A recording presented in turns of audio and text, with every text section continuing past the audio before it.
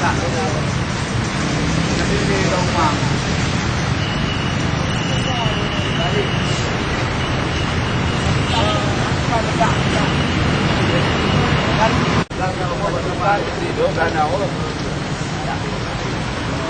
Bagi barang tu ada barang ada bisa. Boleh bu, boleh dengan yang dengan dari pemerintah, tokoh masyarakat, hadir dan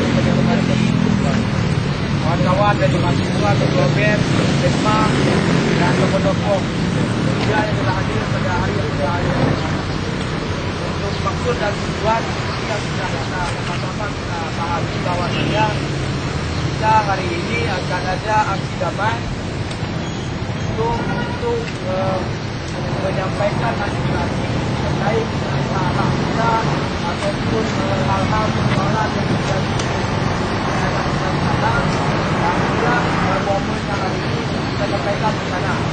Kemudian kita ada berkas yang sudah ada di tangan kita teman-teman. Inilah persoalan yang akan kita bicarakan hari ini.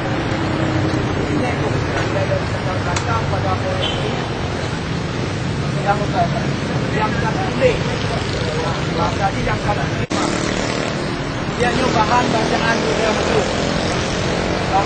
dunia madum mungkin kalau saya mungkin kita berjalan boleh supaya saya tapi arah bicara misalnya salah satu di antara ini kalau hukum persoalan ini bisa jadi yang paling hukum ini kita untuk dibincang informasi bisa jadi salah penyampaian informasi ya, poin inti pada kerja hijau.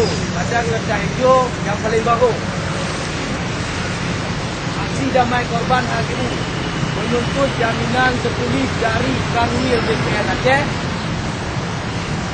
Gubernur Aceh dan DPR Aceh bahawa Hagu Pengesir ditertibkan oleh Panitia C pada tahun 2012.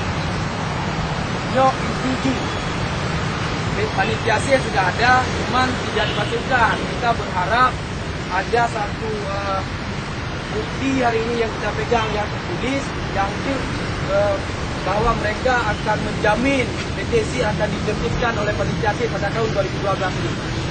Yang inti persoalan, inti yang akan dia perjuangkan. Mudah-mudahan dia dapat leon juga tu yang nasdempel BPN Provinsi, nasdempel DPRA dan nasdempel Gubernur dan surat yang menyatakan bahwa akan menentukan PTC melalui Panitia C pada tahun 2012. Itu inti yang akan kita bicarakan hari ini. Rujukannya itu. Kalau pina perbedaan pemahaman, nyokkan dua yang tak paham. Kalau yang kalau paham,